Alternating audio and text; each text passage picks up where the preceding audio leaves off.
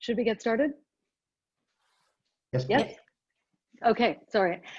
Hi everybody, welcome. Bonjour tout le monde, bienvenue à cette réunion pour le COVID-19 Global Response Tracker, suivi des réponses aux gens. En attendant que je ne vais pas dire grand-chose en mon nom. Je suis Annie-Marie Mgoetz. Je suis professeur à l'Université de New York, le Centre des Affaires internationales et Relations internationales. Quelques points d'organisation. Avant tout, la traduction simultanée est disponible en anglais, espagnol, français et arabe. Je vous prie de bien choisir la langue dont vous voulez suivre donc, prière, choisir la langue qui vous convient. Pour ceux qui suivent en langue arabe, prière, choisir la chaîne japonaise.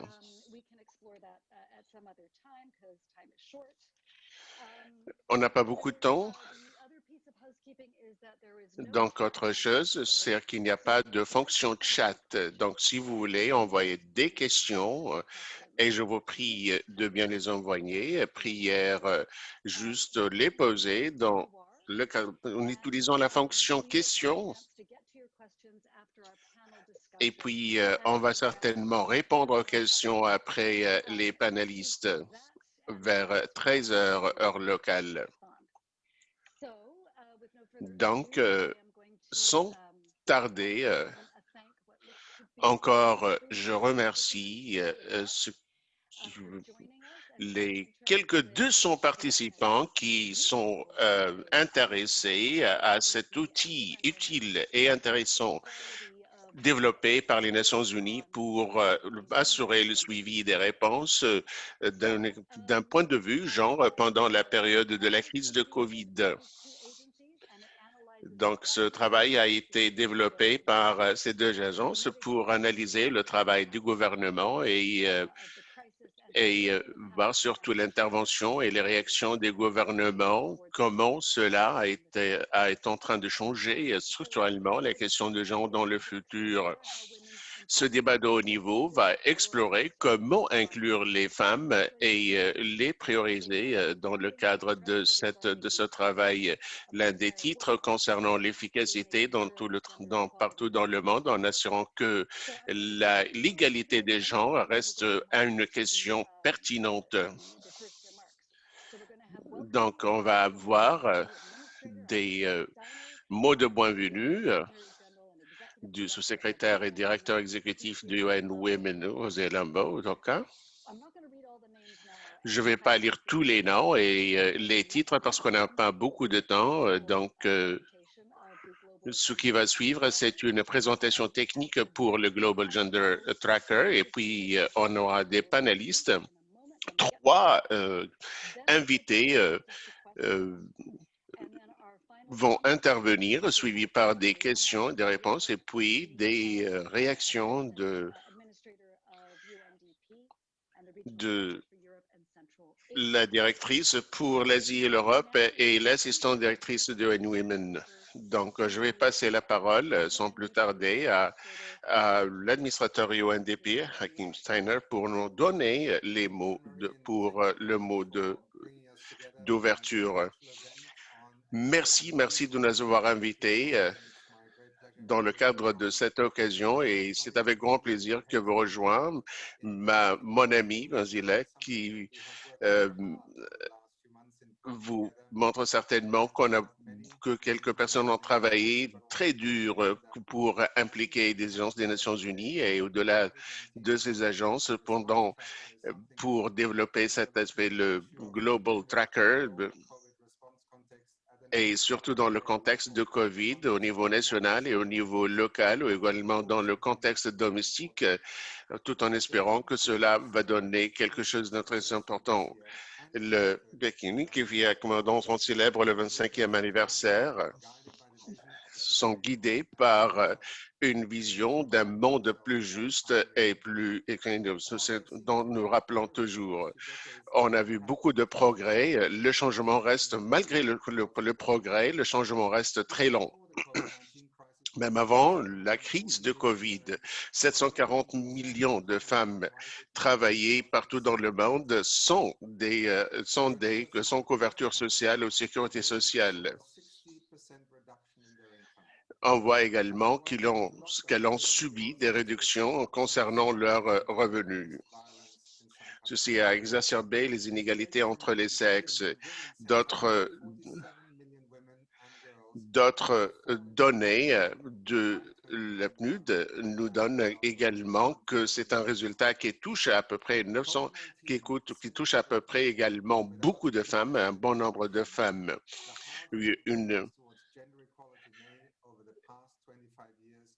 Pendant les 25 dernières années, on peut également voir cette inégalité, ce qui reste toujours un problème. C'est aussi cependant aussi une chance unique pour une génération.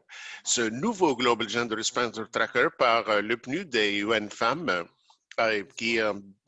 dont le lancement est effectué aujourd'hui, révèle des données nouvelles et uniques qui fournissent des informations importantes sur ce que font les gouvernements pour lutter contre les inégalités entre les sexes dans leur effort de réponse au COVID-19.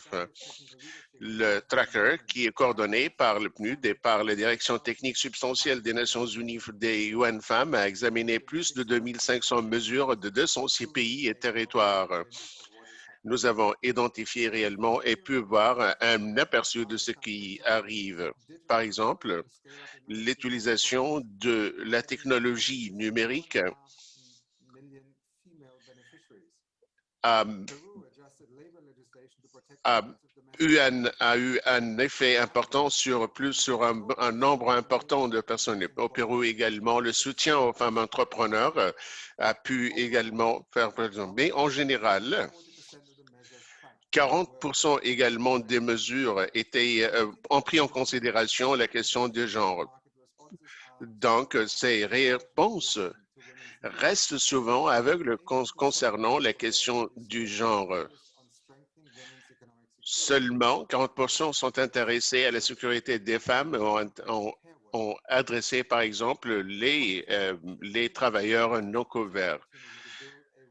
La crise de COVID reste un contexte également pour développer cet aspect et une modélisation et prioriser également la justice sociale et l'égalité des genres. Oui, les Nations unies sont engagées pour l'inclusion, la représentation, la protection dans le cadre des efforts pour arriver à cette justice. Pour arriver à réaliser cela, on doit accélérer la quête des données. Ce tracker fait partie de ces mesures qui sont ajoutées aujourd'hui pour arriver à avoir toutes les données. On remercie tous ceux qui ont contribué, les volontaires au niveau national, au niveau des pays qui nous ont aidés dans la collecte de l'information. Merci beaucoup et on s'attend à un débat intéressant, une discussion fructueuse concernant ces questions, bien entendu. Merci beaucoup, Monsieur Steiner. On est réellement très content de vous avoir avec nous. Non, avec grand plaisir, je donne la parole à Ms. Noka, directrice exécutive de EDP et ma patronne dans le passé. Merci beaucoup, Anne-Marie. Merci tout le monde. Salutations, Hakim. Merci pour ces mots d'ouverture et merci pour toute la collaboration de notre équipe pour mettre en place ce tracker.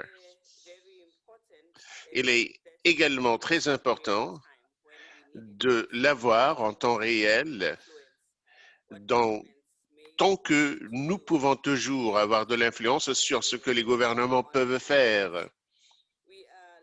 Aujourd'hui et dans le futur, nous lançons cet outil dans un contexte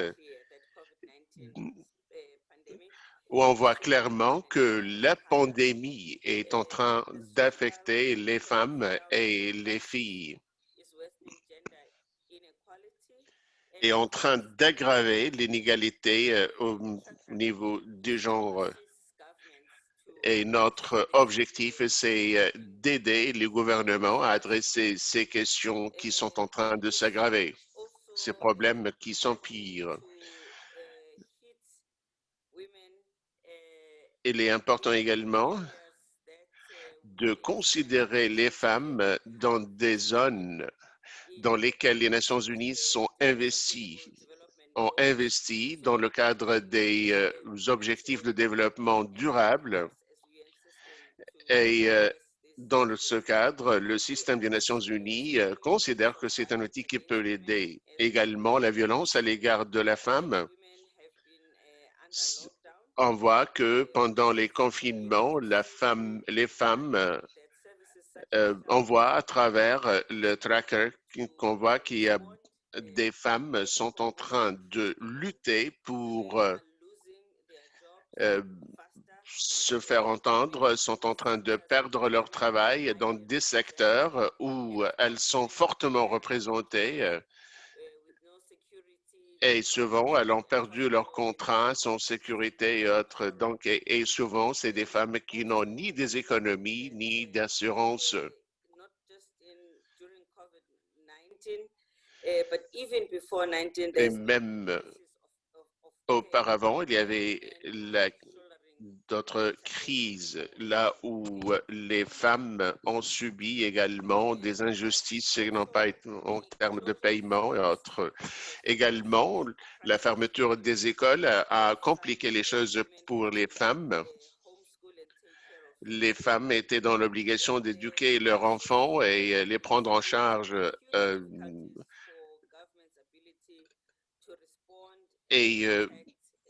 dans un contexte où les gouvernements n'étaient pas capables d'adresser ces femmes et d'autres catégories. Notre message au gouvernement, c'est qu'ils doivent considérer l'impact de cette crise sur les femmes et les filles et prendre des mesures positives. Nous sommes en train de fournir des données fiables, mais on est en train également d'offrir ce qu'on peut contribuer pour faciliter leur travail. Nous sommes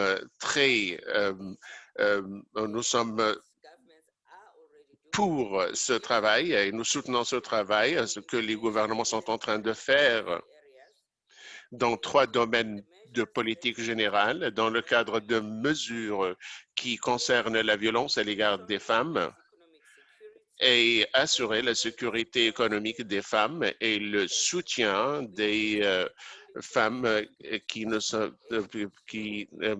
le travail de soins qui n'est pas payé à travers des mesures holistiques dans ces 3 domaines. La plupart des mesures qu'on a pu identifier dans le cadre du TRACA, sur 135 pays, concernent par exemple surtout la violence à l'égard des femmes et on voit que beaucoup de pays ont réagi positivement également à nos appels et ont traité la question de la violence, mais pour le soin non payé, la réaction des gouvernements n'est pas très encourageante et on voit que des actions très limitées ont été prises dans ce contexte et reste toujours au minimum. Comme les femmes sont en train de perdre leur travail, souvent, elles se rabattent souvent sur le travail de soins qui n'est pas payé ou pour lesquels une politique est nécessaire. C'est un domaine où les travailleurs individuels ne sont pas en position pour organiser ou se joindre aux affiliés, aux syndicats. Donc, et souffrent souvent de problèmes, de manque de soutien à leur bien-être. Donc, c'est l'un des défis, des situations qui peuvent être adressées par une action gouvernementale. On a beaucoup plus à faire concernant le contexte économique.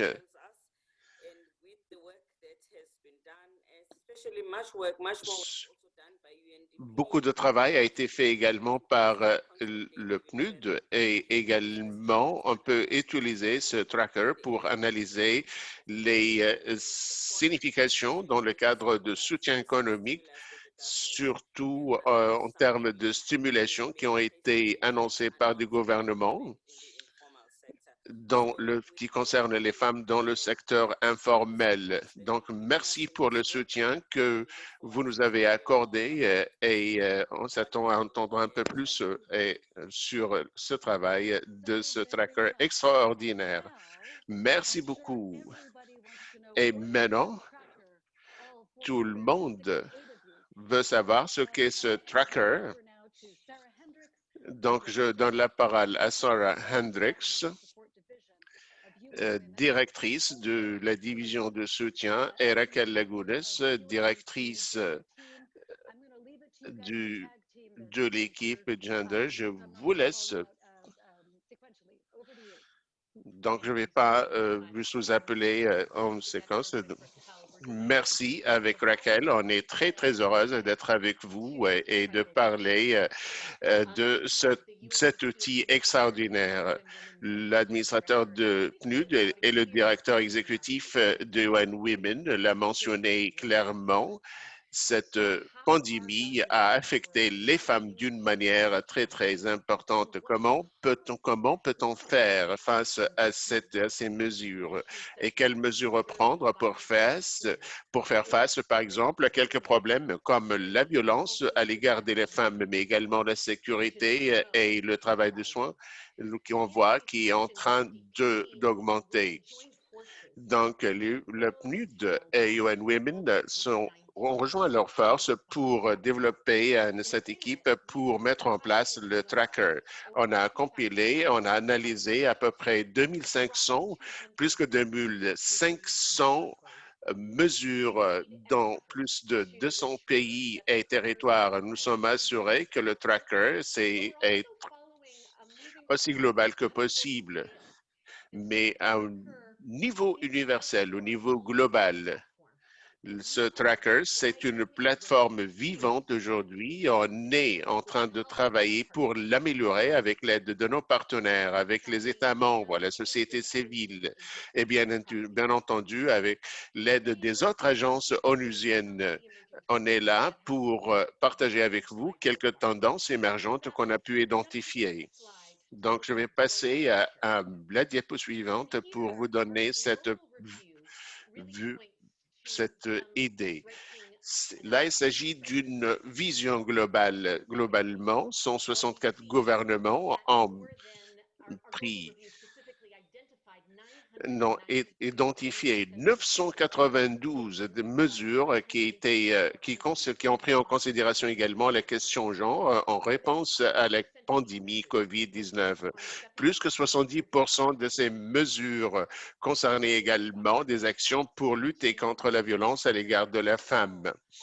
Ceci suite à l'appel du secrétaire général également pour faire face à ces rapports sur la violence contre les femmes. Demain, on aura également un événement qui va essayer de dessiner un peu les profils à travers qui concerne également les parties prenantes dans les pays, tout en montrant que l'utilisation de ces politiques dans le cadre de ce tracker. Ce qu'on voit ici, qu'il y a très peu d'actions concernées la sécurité économique des femmes ou le soin ou le travail de soins non payés. C'est un écart très important. Raquel de PNUD va parler un peu plus de cette question. Mais essayons de passer à cette diapo concernant les réactions concernant la violence à l'égard des femmes et des filles. Ce qu'on voit ici, qu'à peu près 2 tiers de ces mesures qui concernent 220 pays se sont intéressés sur le renforcement des services pour les femmes survivantes ou qui ont subi des violences.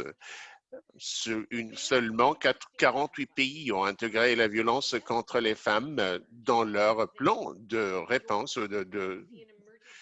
dans le cadre de COVID-19. On voit souvent des équipes d'intervention avec des femmes agents de police et également des visites domestiques pour aider les victimes à être hébergées. En Inde, la police a activé des nombres WhatsApp en utilisant cette technique pour informer des cas. Donc, en Éthiopie également, des messages concernant la ville ou des informations ont été partagées avec les autorités religieuses pour aider le gouvernement à intervenir. Donc, des services pour la prévention doivent être traités comme des questions de base et comme partie intégrale des plans de réaction de réponse pour la crise COVID-19. Tout en sachant ce qui existe également, on voit que c'est essentiel. Ce qu'on voit, c'est à peu près qu'il y a uniquement 48 pays qui ont intégré ces aspects dans leur cadre, dans leur plan de réponse. Cette pandémie va avoir des conséquences à long terme sur les femmes et sur les filles, et surtout leur exposition à la violence. Mais uniquement une partie de ces gouvernements a maintenu ces politiques qui peuvent adresser ces questions à long terme. Considérant ce défi, on voit qu'il y a un intérêt. Par exemple, en Colombie, le ministère de la Santé a adopté une nouvelle résolution pour transférer des ressources financières supplémentaires pour financer les mesures de protection des femmes. En Suède également, il y a eu un financement supplémentaire à peu près 9 millions d'euros à la société civile pour soutenir leur travail pendant la crise de COVID, pour également traiter ces questions des violences à l'égard des femmes et également les LGBTQ+. Comme on le sait, la violence contre les femmes et les filles est une violation des droits de l'homme, mais souvent également, cela peut générer des coûts supplémentaires économiques. Beaucoup des études prennent en considération ces aspects, mais cela varie entre 1 et 2 du PMB. En adressant la reprise et la transformation, ces pays doivent prendre en considération ce que ces chiffres sont au-dessus des besoins qui doivent être utilisés ou nécessaires. On voit que l'information et les données peuvent nous aider pour arriver à cet aspect. Donc, je donne ma parole à mon collègue pour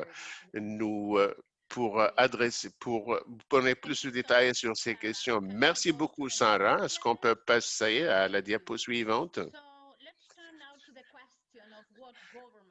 Donc, la question, ce que les gouvernements sont en train de faire pour assurer la sécurité des femmes, mais également les problèmes du travail non payé. Comme vous voyez, la sécurité économique est mesurée à travers 3 sous-domaines, la protection sociale, le marché de travail. Si on prend, par exemple, les initiatives du marché au travail, on voit que, par exemple, vous allez impressionner, mais pas surpris, que la protection sociale au niveau du marché de travail n'ont jamais pris en considération les dimensions genre. À peu près sur 1310, 10% uniquement ont adressé la question de la sécurité économique des femmes. Et donc, il y a également le manque d'assistance et autres. Il y a également le manque de mettre les femmes comme priorité. Comme cela a été mentionné par Sarah, on a des exemples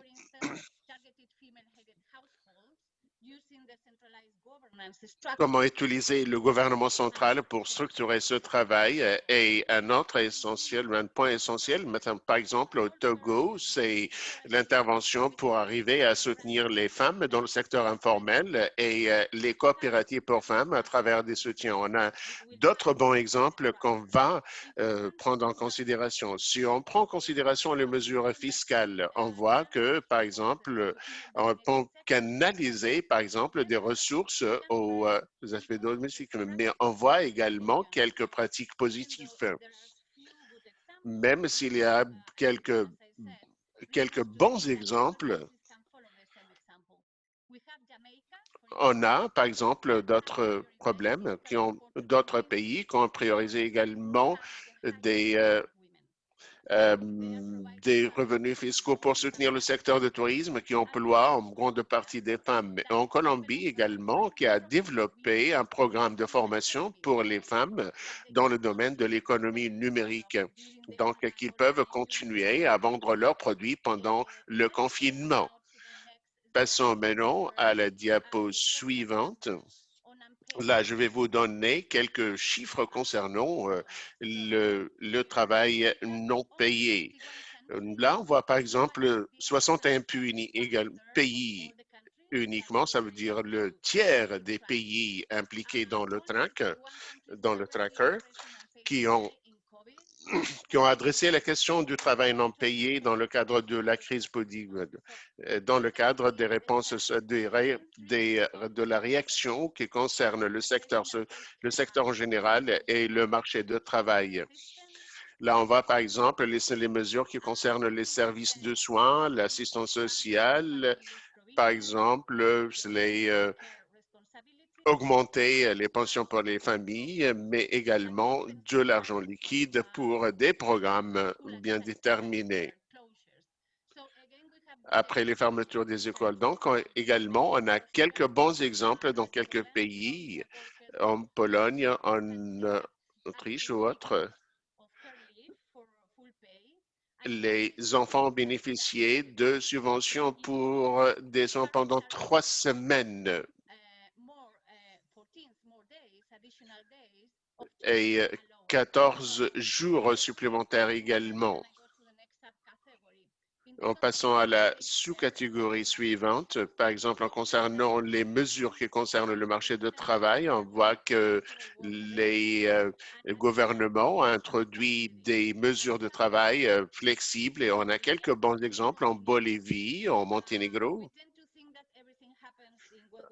On pense que, par exemple, toutes les bonnes choses arrivent souvent dans les pays du Nord, mais on a également d'autres bonnes pratiques et bons exemples dans d'autres pays. En Bolivie, par exemple, pour réduire les heures de travail pendant le COVID, à Monténégro également, des subventions les, les soins,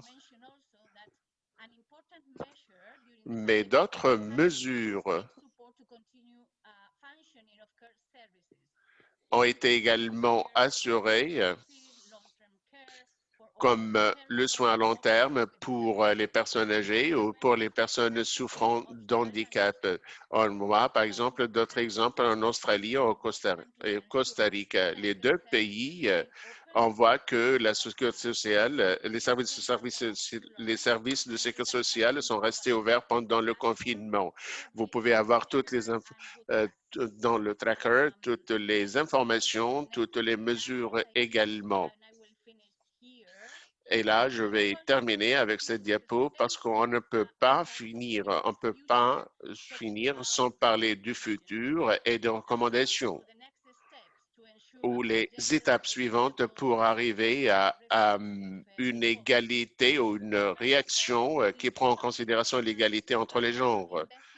Il faut investir dans la protection sociale qui prend en considération la dimension genre, la priorisation de la protection sociale et les services sociaux universels et les systèmes de soins nationaux. La deuxième recommandation, c'est bien entendu renforcer la prévention de la violence à l'égard de la femme comme partie intégrale des plans d'intervention et de reprise. 3, les politiques économiques et fiscales doivent être également canalisées des investissements dans les secteurs économiques, dans les activités qui soutiennent les femmes dans la reprise économique et également pour leur soutien. Ouvrir également des espaces pour le leadership des femmes dans la réaction, dans le cadre des efforts de reprise et de réponse. La recommandation suivante concerne le leadership des femmes qui doivent également être leaders de ces réactions et cela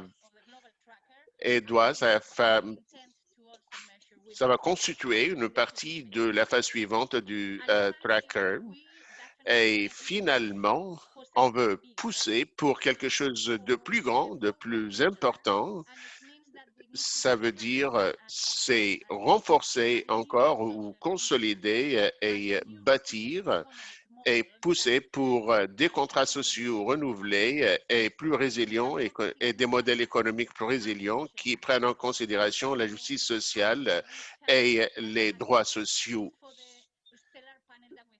Donc là, avant de vous passer la parole à Anne-Marie, je veux vous encourager les pays à explorer le tracker et s'il y a des mesures qui manquent, s'il y a des mesures qui sont nouvelles, priez à nous contacter pour nous en informer et nous envoyer l'information nécessaire. Merci, je vous passe la parole. Merci.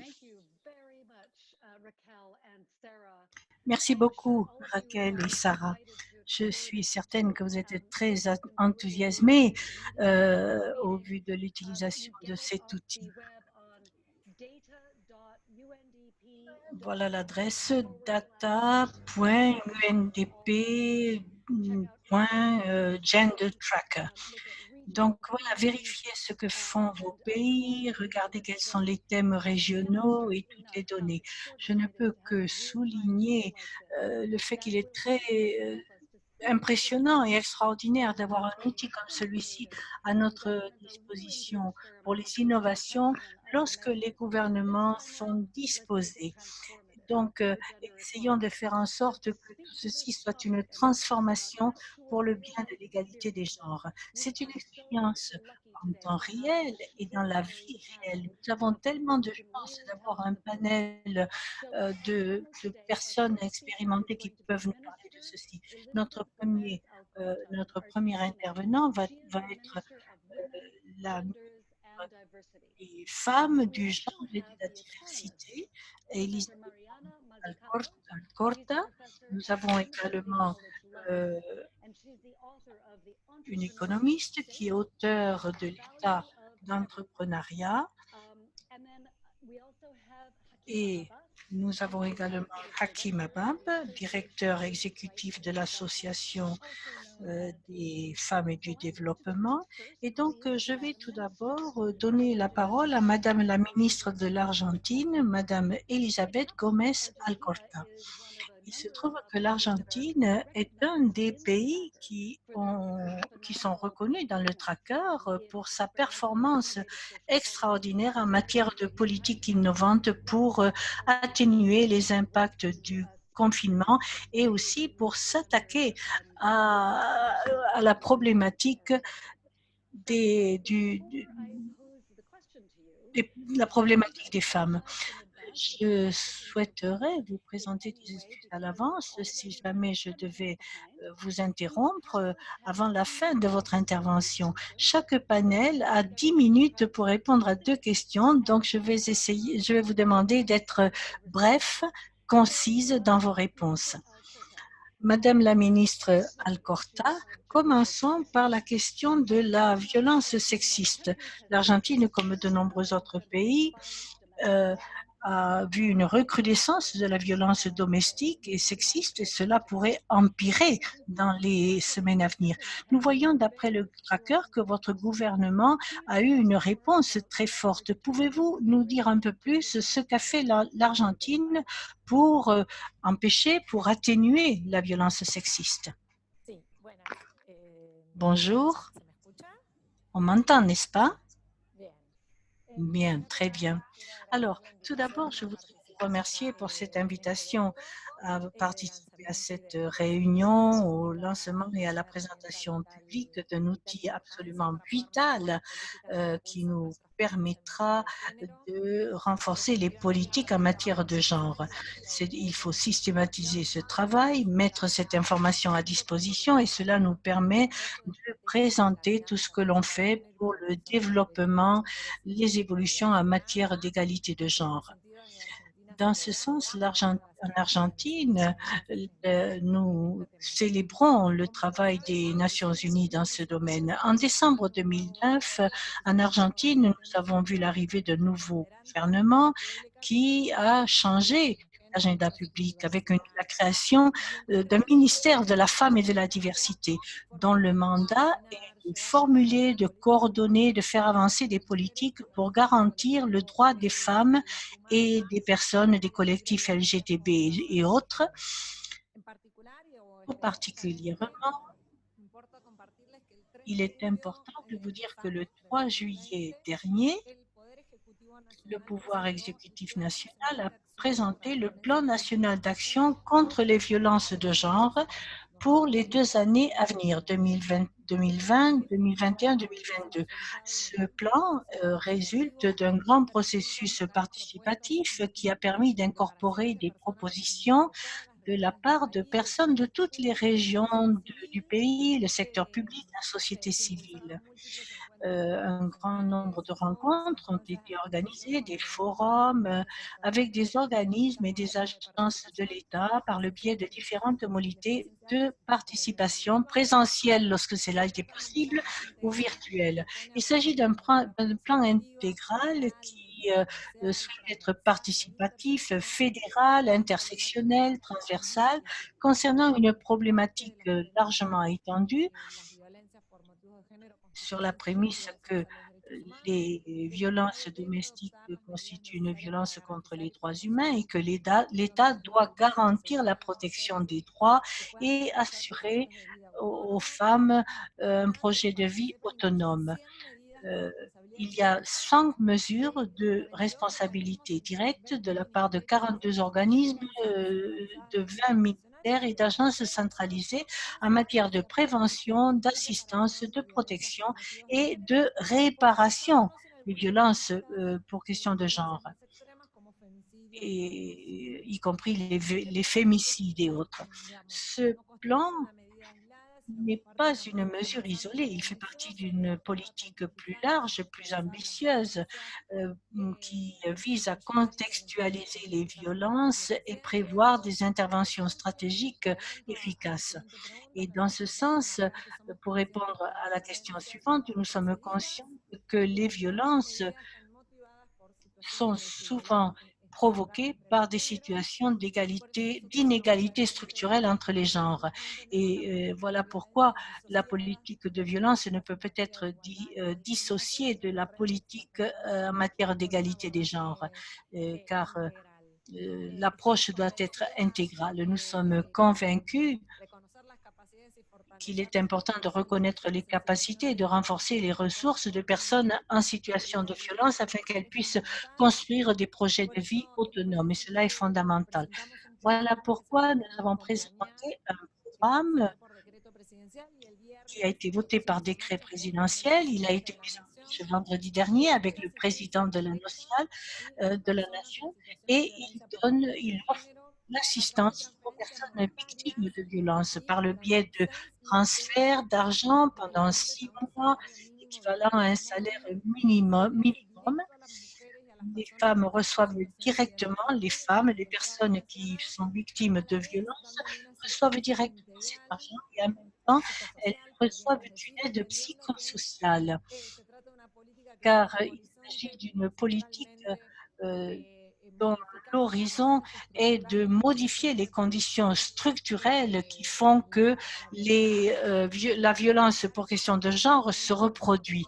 Et pour terminer, je dirais qu'en décembre 2019, lorsque nous avons démarré ce projet, nous sommes confrontés au projet de la création d'un nouveau ministère dans un contexte de crise d'un État tout à fait démantelé, et au bout de quelques mois, donc, on a été surpris par cette pandémie. Les mesures que nous avons adoptées ont été définies dans cet instrument qui est présenté aujourd'hui, et la réponse à une crise de cette envergure requiert des efforts solidaires, collectifs et en plus féministes. Je vais conclure sur ces mots et je vous remercie de votre attention. Merci beaucoup, Madame la Ministre. Vous avez effectivement anticipé la deuxième question, en fait, qui concerne les politiques mises en place par l'Argentine concernant les soins non rémunérés et les politiques concernant l'insécurité économique des femmes. Donc, vous avez économisé le temps en quelque sorte, mais j'aimerais vous donner l'opportunité de passer 2 minutes de plus pour nous parler de vos efforts, peut-être, sur le renforcement des systèmes de protection sociale qui prennent en compte la dimension de charge des femmes, qui ne pénalisent pas les femmes, un système de protection sociale qui tiennent en compte la dimension du genre, mais qui ne répondent pas seulement à une urgence, mais qui fassent partie d'un changement systémique à long terme. Quelles sont les mesures clés, d'après vous, qui sont nécessaires pour construire ce système et promouvoir un changement systémique? Alors, mettre les soins de santé au centre de l'économie sociale, c'est un élément clé, tout comme le droit de soigner et le droit d'être soigné. Alors, pour intervertir les inégalités, alors, tout d'abord, il faut positionner cela au centre du sujet, sur la scène. Il faut qu'il y ait la volonté de fractionner l'économie, d'enlever des obstacles pratiques et symboliques pour l'exercice du droit. Au ministère des femmes, du genre et de la diversité, nous avons une division technique très spécialisée, et une des premières actions que nous mettons en place, c'est la mise en place d'une cartographie de tout le pays. L'objectif étant de rendre compte de la distribution sociale afin de pouvoir répondre à la demande et de pouvoir présenter des politiques publiques dans ce sens. Nous avons créé également une table interministérielle qui réunit 2 organismes de l'exécutif entre 6 ministères et 6 organismes. La résolution qu'il a créée vient d'être publiée et cela permettra de débattre et de planifier des politiques qui soient plus justes afin qu'il y ait une meilleure redistribution familiale des tâches ainsi qu'une amélioration de la redistribution en termes de genre, et que les soins soient considérés comme un travail et aussi comme un droit. Pour coordonner cette table ronde est très important pour éliminer les inégalités et pour mettre l'accent sur les ressources également. La tâche initiale de cette table ronde est d'identifier et de socialiser l'analyse des politiques publiques existantes en matière de soins de santé, afin ensuite de proposer des initiatives et de garantir un accent sur le droit, tant pour ceux qui offrent les soins de santé que ceux qui les reçoivent. Et on peut dire que les objectifs que nous avons dans ce sens sont reconnaître le soin comme une nécessité, comme un travail et comme un droit, le droit d'être soigné, le droit de recevoir des soins, bien le distribuer entre hommes, femmes et autres entités, et bien le distribuer entre foyers, État, et qu'il soit rémunéré correctement également dans toutes les sphères sociales. Il est important de représenter le secteur des soins à différents niveaux, réduire la charge de temps de chaque famille,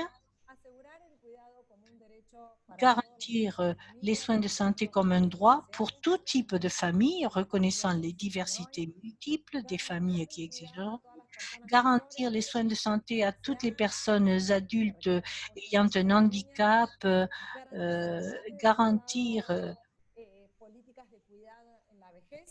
les soins de santé au cours de la vieillesse, c'est un droit universel, garantir les soins également pour les enfants, les jeunes, au niveau institutionnel et également dans les communautés et la famille. En définitive, la réponse claire est qu'il faut inverser l'inégalité des genres. Et pour changer cela, il faut de façon prioritaire modifier l'organisation sociale des soins de santé. Madame la ministre, ceci est absolument extraordinaire. Vous m'entendez? Oui, vous m'entendez. Très bien. J'aimerais vous dire que ceci est absolument extraordinaire.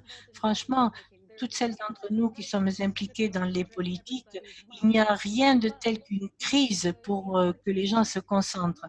Mais les opportunités pour les féministes d'utiliser la crise pour introduire des changements systémiques, c'est rare parce que les femmes sont rares au gouvernement et dans les instances de prise de décision. Alors, j'aimerais maintenant donner la parole à quelqu'un qui est spécialiste dans le changement de politique et dans l'impact des crises. Mariano Mazzucato, économiste, travaille à l'University College de Londres. Il a écrit un livre sur l'État entrepreneurial et donc vous avez mentionné que la COVID-19 représente une opportunité pour mieux reconstruire. Mais vous nous avez avertis, vous dites qu'on ne peut refaire les mêmes erreurs que nous avons faites par le passé. Pouvez-vous nous dire ce que vous voulez dire par cela et sur la base de ce que vous avez observé dans les réponses des gouvernements et ce que vous avez vu dans le tracker, quelles sont les opportunités les plus importantes? Merci beaucoup, c'est un véritable honneur d'être dans ce dialogue avec vous. Le tracker, à mon avis, est un outil très, très important et très utile pour corriger ce qui doit être fait. Et on dit que le capitalisme est affecté par la crise. C'est un forum, en fait, que possèdent beaucoup de pays. Si nous regardons uniquement les symptômes, on ne pourra rien corriger. En fait, ces dernières années, nous avons connu des crises financières très importantes et nous avons échoué. Nous n'avons pas pu trouver la cause des crises. Nous avons simplement essayé de réparer les symptômes dans les secteurs qui étaient particulièrement affectés par les crises, mais nous n'avons pas remédié aux causes. En 2008, en fait, c'était le niveau d'endettement, le nombre de citoyens qui pour pouvoir maintenir leur niveau de vie, devaient s'endetter. Et donc, c'est cela qui a causé les crises. Et donc, il s'agissait de l'accent qui était mis sur le mauvais niveau de dette entre public et privé. Et donc, on a applaudi pendant le confinement. On applaudissait pour les infirmières, les infirmiers. De même qu'on peut applaudir pour les pompiers lorsqu'ils éteignent ces grands incendies que nous avons à cause de la crise climatique qui, de nouveau, est affecté par le type de capitalisme que nous avons choisi. Que pouvons-nous apprendre de ces crises? Au lieu d'essayer de les réparer par morceaux, comment peut-on créer des mécanismes de rétablissement, de reprise? Et je pense que ce qui est intéressant avec cette pandémie dans laquelle nous vivons en ce moment et qui continue d'être une crise pour nous, parce que le fardeau est de plus en plus ressenti par les femmes travailleuses surtout, et aussi celles qui viennent de groupes ethniques. Ce qui est intéressant, et là j'essaie de vous donner des exemples concrets, dans certains pays, on a vu la volonté de créer une structure particulière autour des milliards et des milliards qui sont dépensés dans cette pandémie pour aider des secteurs en particulier, l'industrie du tourisme, les compagnies aériennes, l'industrie de l'automobile, pour structurer les plans de reprise de telle sorte que, plutôt que d'en parler, on puisse reconstruire mieux. En France, par exemple, le président Macron a dit qu'il n'était pas là pour secourir les entreprises, mais pour les transformer de telle sorte, par exemple, qu'elles puissent réduire les émissions de carbone. Donc, l'argent, les aides qui étaient accordées en France étaient conditionnées par cela. Et donc, il est important de faire cela de façon rapide. Quelles sont les conditions qui pourraient ressortir de ce tracker afin que les programmes de reprise, de rétablissement puissent déboucher sur une société plus inclusive et plus égalitaire pour les femmes. Il peut y avoir d'autres exemples. Au Danemark, par exemple, il y a des sociétés qui utilisent les paradis fiscaux. Et il y a d'autres domaines où cela peut être fait également. Donc, le tracker, effectivement, peut nous donner les paramètres à utiliser pour tout cela. Les soins que fournissent les femmes dans leur foyer d'ailleurs d'abord, surtout pendant le rétablissement où il y a davantage de membres qui vivent dans la famille. Cela n'est pas reconnu, n'est pas représenté. Et donc, il y a toujours des indicateurs de bien-être national, qui indiquent quels sont les services qui ont un prix. Si vous vous mariez avec votre babysitter, par exemple, le PIB va baisser. Et c'est pour cela qu'une activité qui était rémunérée auparavant la tâche est toujours réalisée, mais l'activité n'est plus rémunérée. Et donc, on doit se demander où passent ces différentes activités, qu'elles soient rémunérées ou pas, et il faut bien entendu les rémunérer. Nous devons évaluer ces tâches-là. Et le fait que nous ne les évaluons pas à leur juste valeur est un problème. Au niveau mondial, les travailleurs clés, les travailleurs essentiels sont des termes qui sont passés dans le vocabulaire et il est important de remettre cela en question. Nous ne pouvons pas laisser le monde vivre en continuant à utiliser le terme travail essentiel, par exemple, ou travailleur clé, travailleur essentiel, sans en fait les reconnaître. Et il est important de faire en sorte que ces concepts de travailleurs essentiels soient transformés en une valeur dans une société où on doit les reconnaître et où on doit les compter en tant que paramètres importants. Absolument. Alors, vos commentaires sont très utiles et nous permettent à réfléchir à la structure de cette crise. Votre travail et votre livre, d'ailleurs, l'État entrepreneur, dévoile la séparation entre public et privé et le fait et la façon dont le capitalisme apporte une distorsion en quelque sorte dans la relation entre l'État, le monde de l'entreprise, les familles et les individus. Dans votre esprit, et eu égard à la crise de la COVID, l'égalité des genres, où est-ce qu'elle se situe dans tout cela? comment est-ce qu'on peut se focaliser sur l'égalité des genres et éclater toutes ces distinctions et promouvoir l'égalité? Vous avez 2 questions pour répondre. Alors, en Europe, ça a eu quelques effets. En fait, cela a été voté au Parlement européen et la Commission européenne a pu écrire à ce sujet. Nous avons besoin de meilleures politiques. Nous avons besoin de politiques qui soient axées sur les problèmes. Le fait que nous ayons 15 objectifs de développement durable, il y a un objectif sur l'égalité des genres, le numéro 5, mais il y a tout type d'égalité au sens plus large et nous devons être sérieux. Là, on ne peut pas que parler de cela. Il nous faut trouver une façon concrète de mettre en place des politiques industrielles, d'innovation, d'achat pour être des leviers par lesquels ces objectifs de développement durable puissent être réalisés. Et il faut créer toutes sortes de missions en dessous de ces objectifs. Et les missions elles-mêmes, et cela est une réponse à votre question, qui va les définir? Alors, voilà, il y a la mission de voyage sur la Lune qui a galvanisé beaucoup d'activités. Mais qui va décider des missions?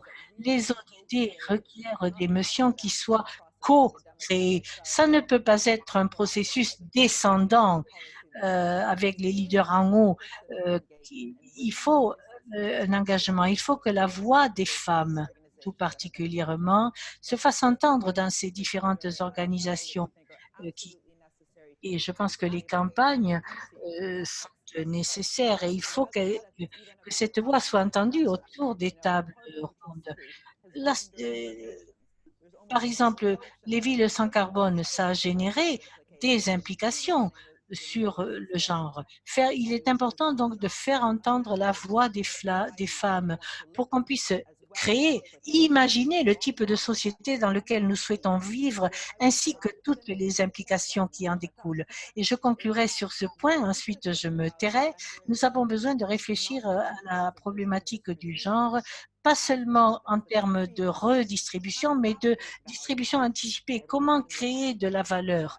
On en a déjà parlé, mais comment impliquer, comment collaborer, comment reimaginer la société, que ce soit en termes de mobilité future ou de transition verte ou de travail, dans le type de travail que nous voulons. Nous avons besoin d'avoir des femmes au pouvoir et dans le tracker également pour s'assurer que nous sommes sur la bonne voie et que les ODD puissent être réalisés. Je pourrais continuer pendant des heures, mais je vous redonne la parole. Merci, c'est fantastique. Et là, vous nous fournissez la transition pour notre prochain orateur parce que vous avez parlé d'un voyage sur la Lune. Vous avez parlé de redevabilité aussi, de responsabilisation, de leadership des femmes. Et l'origine de la notion de prédistribution. Nous avons avec nous Hakima Abbas, qui est leader reconnu dans le monde entier. Hakima,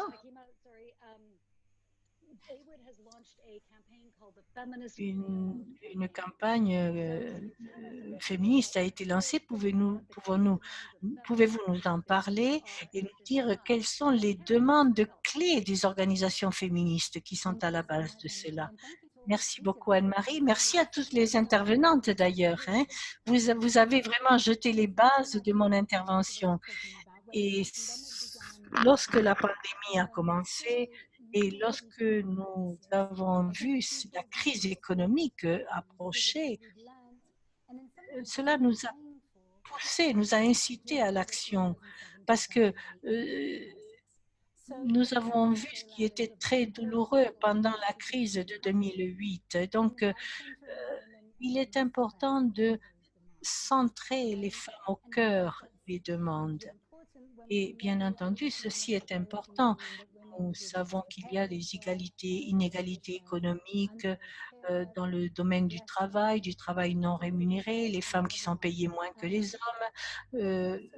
Mais il y a aussi l'appauvrissement qui est profondément ancré dans les politiques. Pardon.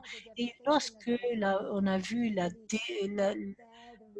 dégâts de la pandémie sur l'économie, sur les systèmes de santé, le manque de protection sociale, des décades et des décades de néolibéralisme, nous avons également vu que certains d'entre nous étaient affectés de façon différente.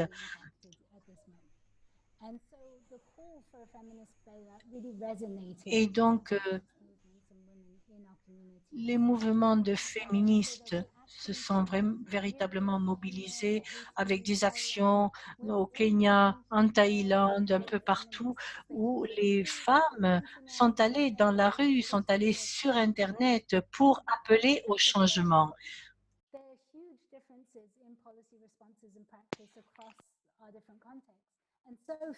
Le montre le tracker, il y a beaucoup de différences et il y a une action requise. Mais ils travaillent comme amis. Donc, ce qu'on cherche, c'est mettre un peu les fils ensemble et pour mettre en place ce programme de renflouement féministe. Et c'est de bas vers le haut, parce que c'est une manière citoyenne de mettre les choses sur la table au niveau global. Notre attention, c'est que ces changements sont possibles aujourd'hui, mais qu'on a besoin de leaders pour les effectuer. Pour être clair, un plan de reprise féministe n'est pas réellement derrière ce qu'on cherche, l'économie féministe, ce qu'on veut faire. C'est pour nous aider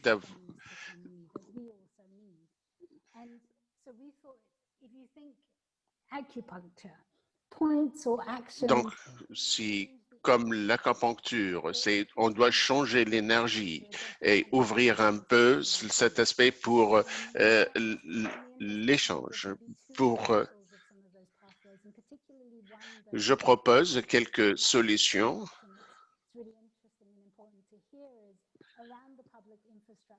C'est autour, par exemple, de l'infrastructure sociale. Et c'est bien d'avoir écouté ce qui arrive ce qui a été fait en Argentine. Mais cette attention, par exemple, aux soins n'est pas très bien partagée. Et donc, on voit, par exemple, que c'est le cas en Nouvelle-Zélande, en Amérique latine et ailleurs, mais ce n'est pas le cas ailleurs.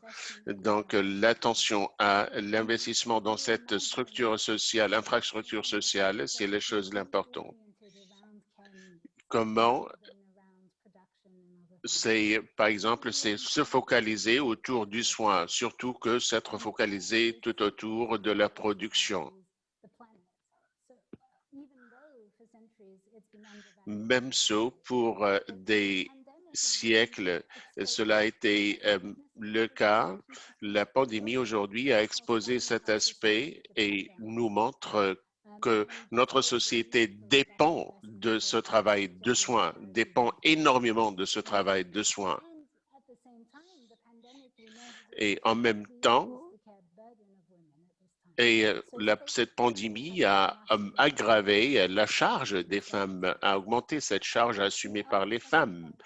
Le deuxième point que je veux souligner, c'est concernant l'index de taxation au niveau universel. Comment, par exemple, on ne peut pas commencer par les leçons sur le renflouement en général, mais ça concerne, par exemple, c'est de partir des dépenses en armement, par exemple, vers des dépenses vers autre chose. Et cela,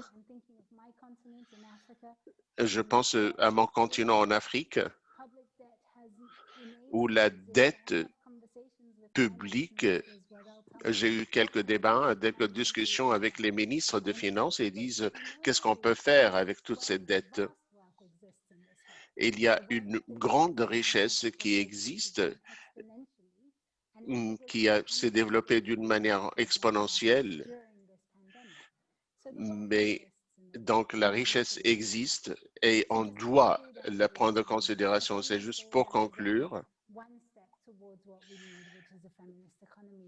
Donc, ce renflouement féministe, c'est une étape vers l'économie féministe qu'on cherche à développer.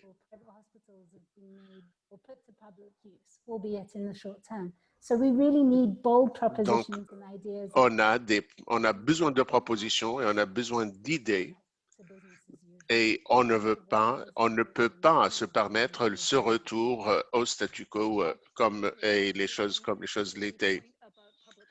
Absolument, la question de financement public concernant ces mesures a été soulevée par beaucoup de personnes. Juste pour vous rappeler, ceux qui ont des questions, je vous prie de les poser dans la section questions et réponses et mentionner à qui la question est posée. Pour Hakima, j'ai une dernière question. La voix de la société civile des femmes est capitale pour ce changement dont a parlé tout le monde. Dans un contexte de confinement, et ainsi que les implications de cette crise pour les femmes, la violence domestique, la charge de travaux de soins et qui ont un effet sur l'activisme des femmes. Et il y a d'autres, et il y a également des opportunités qui cherchent maintenant à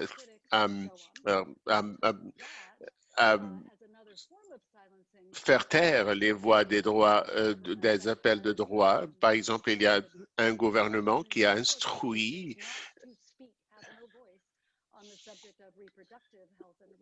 de ne plus parler de la question de droits de reproduction avec l'Organisation mondiale de la santé et autres pendant cette période. Donc, ce qu'on veut de l'activisme des femmes en premier lieu, mais qu'est-ce qu'on peut faire pour maintenir cette activité?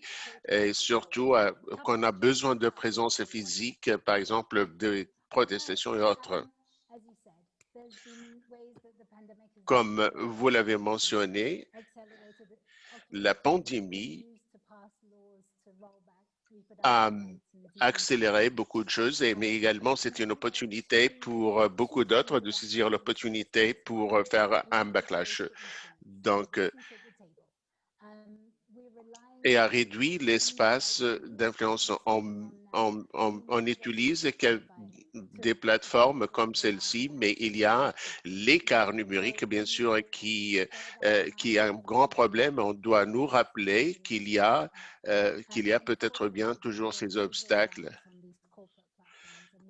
Et il y a peut-être bien également le risque d'utiliser ou de penser qu'on peut utiliser ces plateformes. Mais on doit considérer toujours à organiser, à protester, à arriver. Donc, je crois, mais également, il faut développer cet espace. La démocratie a besoin de développer cet espace. Dans toutes les démocraties émergentes et existantes, on doit avoir cet espace. Une dernière chose, la pandémie nous a montré l'importance de développer cette solidarité. On a vu ça, par exemple, en Inde, où ils ont pu utiliser les réseaux existants des femmes pour fournir des services d'éducation, de soutien et autres. Donc, c'est très, très important d'impliquer la société civile et j'espère que je n'ai pas pris beaucoup de votre temps. C'est parfait.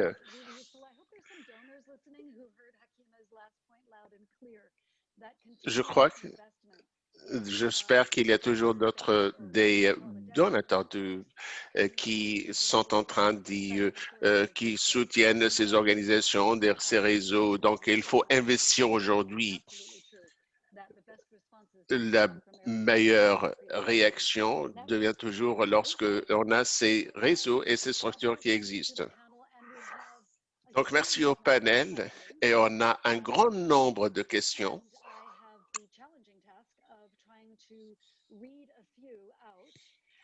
Et je dois lire quelques questions et les orienter vers les intervenants. Pour notre ministre Alcorta de l'Argentine, une question de Diana Olson et de Elizabeth Graf. Je vais essayer de les combiner pour vous. Et la question est: comment est-ce que vous êtes en train de développer l'espace fiscal?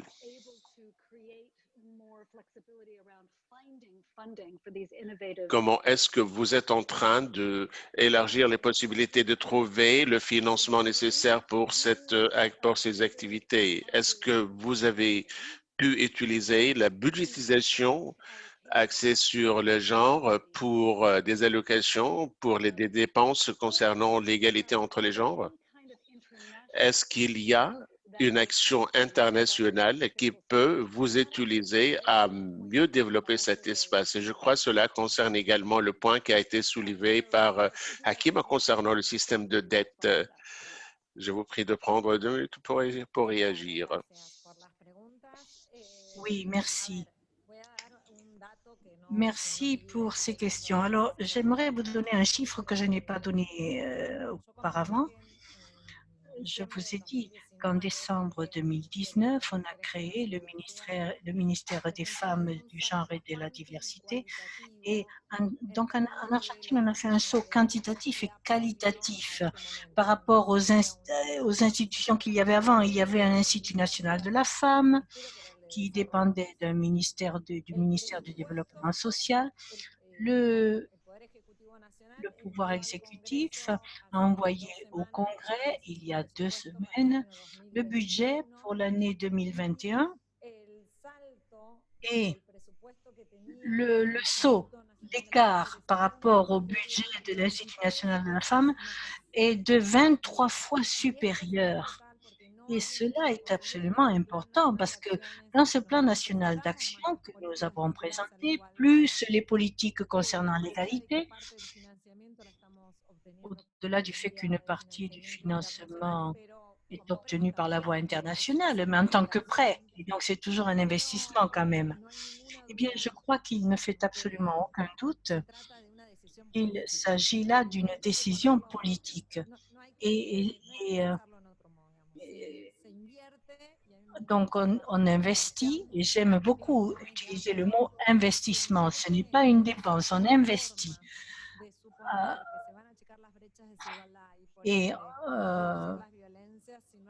On ne peut pas réduire la violence et éliminer la rupture numérique s'il n'y a pas un investissement de la part de l'État et une volonté. Et il ne s'agit pas uniquement de définir un budget pour un secteur donné. L'aspect clé, c'est la transversalisation de la politique de genre. Il y a un mois, dans notre pays, un décret a été voté par le président pour créer le premier cabinet national de politique de transversalisation de la politique du genre. Après-demain, le 1er octobre, nous tiendrons la première rencontre de ce cabinet. Et là, tous les ministres du cabinet du gouvernement doivent assister à cette réunion. Et donc, outre le fait que maintenant le financement est possible, eh bien, il y a aussi le fait qu'il va y avoir un budget intégrant la dimension du genre et qui permettra d'identifier toutes les politiques et actions des programmes de l'État visant à l'égalité de genre. Par exemple, l'Argentine, dans ce budget, a 5 à 6 programmes qui sont étiquetés, qui intègrent la dimension du genre par rapport aux 24 qu'il y avait en 2019. Cela signifie qu'il y a des politiques de prévision sociale tenant compte de la dimension de genre, des politiques de logement également, tenant compte de la dimension de genre. Et donc, ce saut-là, ce pas qui a été franchi, on le doit essentiellement au ministère de la Femme. mais la possibilité de prendre la décision politique, de définir la priorité d'un agenda des femmes, eh bien, c'est étroitement lié aux ressources qu'on accorde. Alors, la symbolique n'est pas moins importante pour cela, mais il est certain qu'il est très difficile de modifier des structures inégales, structurellement parlant, s'il n'y a pas un véritable investissement de la part de l'État. Alors, il est certain que nous sommes en situation de crise, en situation de pandémie, et dans mon pays également, nous sortons d'une crise économique et nous sommes rentrés tout de suite dans une autre crise. Comment sortir de cette crise? Comment investir? Ça, c'est une décision politique. Les ressources sont toujours limitées, ça c'est clair, mais on peut néanmoins comprendre qu'on pourra sortir de cette crise avec l'inclusion, ou on peut en sortir en augmentant les inégalités. Et les chiffres, les pourcentages sont clairs. On a créé un ministère qui n'existait pas auparavant. Et nous savons que ça coûte très cher à l'État en termes de bureaucratie, mais sans ce caractère d'institutionnalité, il serait très difficile, surtout pour un grand pays. L'Argentine a 45 millions d'habitants. C'est un pays très étendu, vaste, avec une grande diversité régionale, où les situations sont très diversifiées en termes de violence, d'inégalité, de soins de santé. Et donc, la clé, c'est la décision politique. Et le président de notre nation a compris cela. Il a compris qu'en partie, l'identité de ce gouvernement va être liée à cette politique dans laquelle l'agenda et la dimension du genre soient prioritaires. Merci. Merci. Vos efforts sont impressionnants pour arriver à développer cet espace budgétaire. Et notre question qu'on a discutée aujourd'hui, si le tracker peut essayer d'identifier cette différence et cette inégalité de classe qui peut affecter les femmes d'une manière importante. Mais je veux passer à professeur Mazzucato une autre question. Dans les pays à revenus faibles qui souffrent également face de la situation macroéconomique, développer cet espace budgétaire. Vous avez parlé de la coopération internationale globale. Quel genre de coopération internationale est possible? Et comment est-ce que cela matérialise, pas uniquement pour développer l'espace pour les mesures de protection sociale nécessaires, mais pour la prévention? Et comment on peut avoir une coopération internationale concernant ces questions comme la protection? Je pense que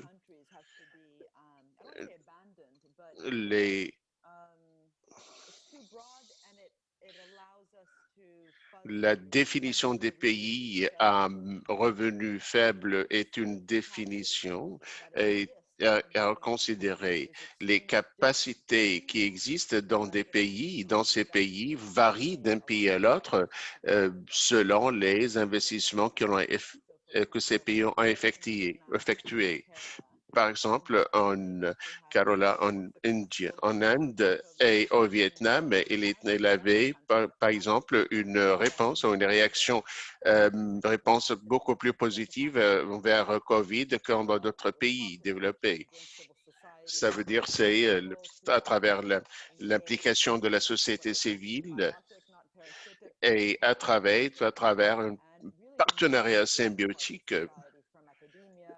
Donc, le cercle académique, l'armée, qui n'est pas une institution civile, bien entendu, mais dépendant d'une stratégie dans des secteurs bien déterminés. par exemple, la restructuration ou la recomposition des procédures d'acquisition et des acquisitions et également l'intervention des secteurs qui ont été impactés par COVID-19 et les politiques qui concernent les femmes. Ceci n'existait pas. Souvent, c'était juste de l'argent distribué, par exemple, à des catégories comme les PME ou autres, ou d'autres catégories dans le cadre de ces stratégies. Je crois que la question de genre et classe, on a parlé également de race et dans d'autres pays, on parle d'ethnicité qui concerne également ces questions d'inégalité. Il faut toujours se rappeler l'inégalité est à l'origine même de cette crise qui est devenue une crise et comment cela a été également impacté. Mais à travers le mouvement de travailleurs, les syndicats, sans syndicats, on n'aurait jamais eu de week-end ou, des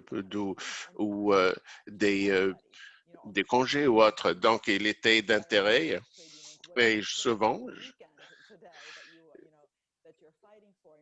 je pose toujours cette question, quel est l'équivalent de week-end que vous essayez aujourd'hui de lutter pour avoir? Donc aujourd'hui, le travail syndical et l'implication des femmes.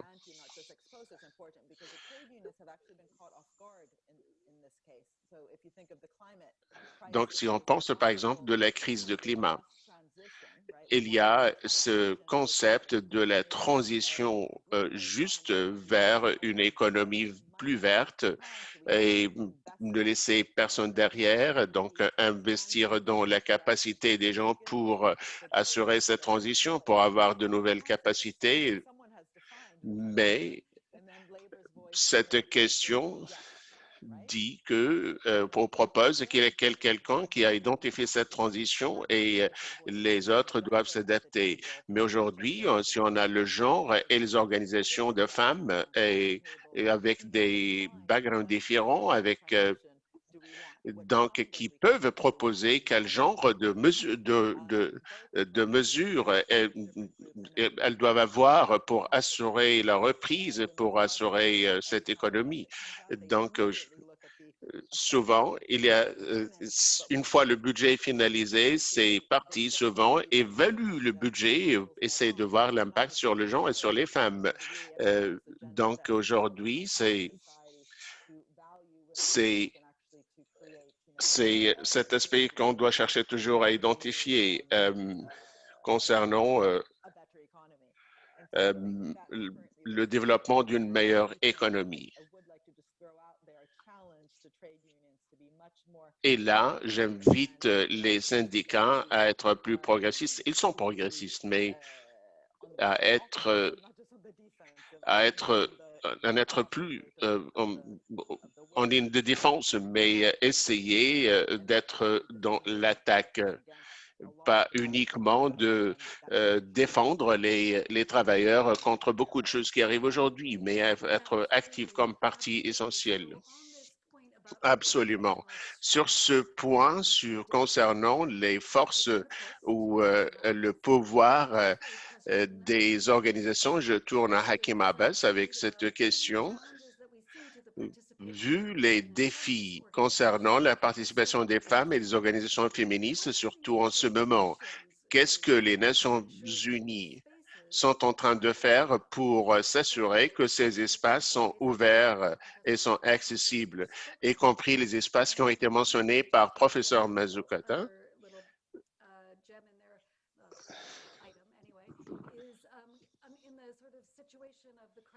Dans ce genre de situation, ce multilatéralisme qu'on voit aujourd'hui, qu'est-ce que les Nations unies peuvent faire pour amplifier un peu les voix des femmes et de ces organisations? Une question très, très importante aujourd'hui, cette question de multilatéralisme.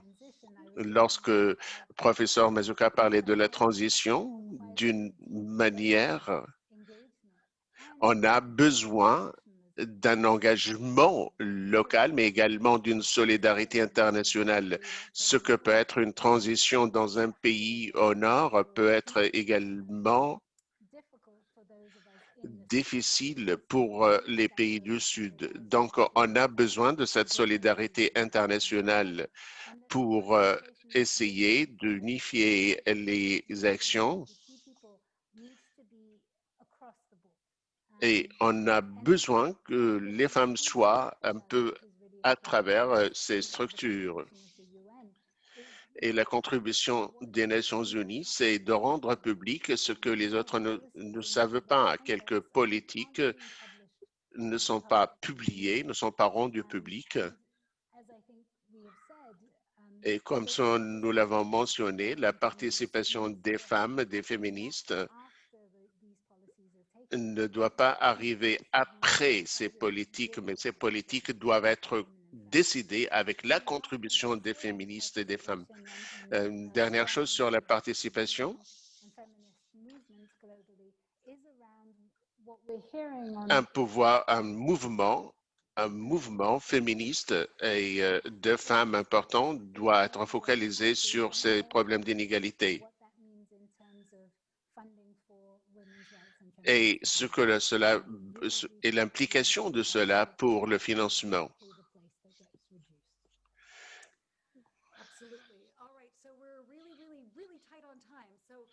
Il ne nous reste pas beaucoup de temps. Est-ce que vous pouvez prendre 30 secondes pour résumer quelque chose? Quelle est la chose qui peut réellement avoir qui peut avoir un effet maintenant? Je reviens toujours à la solidarité mondiale et la participation féministe. Professeur Mazzucato.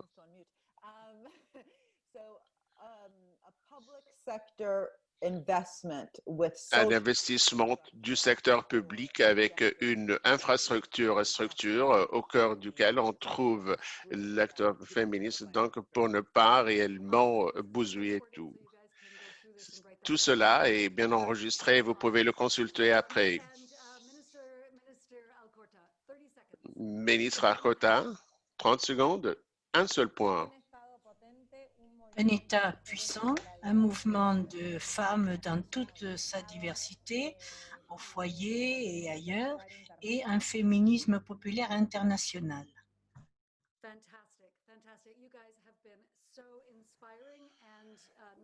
Vous nous avez inspirés avec tout ce savoir. Je donne la parole à Mariana, qui est l'administratrice, la sous-administratrice de UN Women pour, je vous donne la parole pour ce mot de clôture. Mariana Spolari. Merci, je vous remercie pour cet échange riche et important. J'avais le plaisir, je veux vous remercier Anne-Marie pour la modération et le respect du temps, bien entendu. C'était un défi. Et c'est un défi pour moi également de résumer d'une manière intelligente ce qui a été soulevé pendant ces échanges très riches. Après les présentations, les conclusions, c'est qu'il y a beaucoup de travail qui nous attend et on doit œuvrer ensemble à continuer à travailler. Mais on veut conclure avec un message positif. Il y a beaucoup d'exemples positifs sur lesquels on peut bâtir pour continuer. Je mentionne beaucoup de ces mesures qui sont temporaires aujourd'hui à cause de COVID, comme le cash pour les services de soins, autres peuvent être développés comme politique et politique meilleure, comme cela a été mentionné par professeur Mazzuca. Donc, il y a le potentiel, ils ont le potentiel de changer le trajectoire de développement et de créer les opportunités. Deuxièmement, le fait que beaucoup de pays sont en train d'adresser la question de la violence à l'égard de la femme dans l'environnement domestique est bon signe, mais ce qui est en train d'être effectué aujourd'hui n'est pas suffisant pour réellement faire face à ce problème. Troisièmement, on est en train de lentement, on est en train de développer un consensus sur le travail de soins non rémunérés. Les femmes fournissent chaque année un volume important de travail non rémunéré dans le cadre d'emplois en plein temps.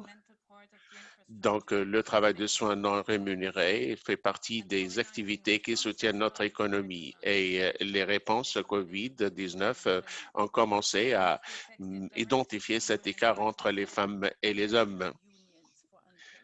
Et malheureusement, comme cela a été mentionné, il n'y a pas de syndicat pour les travailleurs, pour le travail non rémunéré. On doit reconnaître que le soin non rémunéré est un emploi, un droit et un besoin en même temps.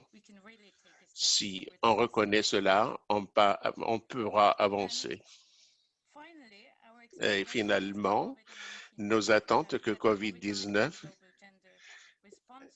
que le Global Tracker peut continuer à nous donner l'analyse en temps réel et nous donner les évidences et l'orientation pour les gouvernements. Mais ça peut être également un outil pour la transparence, pour faciliter le dialogue à l'échelle globale, régionale et nationale, et également entre les décideurs. Et comme ça a été mentionné par Hakim, l'un des rôles principaux, c'est de rendre public ces aspects et informer les décideurs. Nous savons que les décideurs font face à des décisions importantes et dans le cadre de ressources limitées, mais quelques pays ont déjà montré là où il y a une volonté, il y a toujours une solution. Donc, l'égalité des genres doit être une priorité. On ne doit pas répondre uniquement à COVID-19, mais on doit également essayer de développer cet aspect pour une société plus résiliente. On a des opportunités, comme ça a été mentionné par le professeur Mazzucata, et on ne doit pas rater cette occasion. Et on doit développer, on va bouger et aller devant avec pousser cette économie féministe ou reprise économique, comme ça a été mentionné. Avant de clore, je veux remercier tous ceux qui ont rendu ça possible et avant tout, je veux remercier l'équipe qui a pu développer cet aspect, les partenaires de UN Femmes qui ont contribué avec leur expertise, rigueur et engagement. Laura Turkett, c'est Assad, Nada Bush, Saoula. Je remercie également les collègues du PNUD pour leur passion et leur expérience à Santiago, Yado Lavoba, Famia Lula, Anioyoa et Daniela. Et les décodeurs de données qui ont soutenu la collecte de données et la validation pour faire cela possible. Le PNUD est engagé à soutenir les gouvernements et pour soutenir les gouvernements pendant pour soutenir leurs efforts pendant ce COVID. Et avant tout, je veux remercier UN Femmes pour la coopération productive avec le PNUD et anticipation aujourd'hui. Merci beaucoup. Merci, Anna-Marie. Merci, c'était un résumé extraordinaire. Juste un point encore, si le tracker data.undp.gender tracker, je vous prie de visiter le site web Cette discussion était extraordinaire et j'avais pas le temps de voir ou de passer en revue toutes les questions. Il y a un enregistrement. Je comprends que de PNUD, de UN Femmes, que ces questions seront enregistrées. Il y aura une page de questions et de réponses et pour la collecte de questions supplémentaires. Encore, je vous remercie tous les panélistes exceptionnels pour votre temps et cette audience mondiale, mais également pour des échanges engagés et félicitations au PNUD et UN Femmes pour le développement de cet outil rapidement qui reste d'actualité et d'importance. Sur ce, je vous remercie toutes et tous. Très bonne journée, très bonne soirée. Au revoir.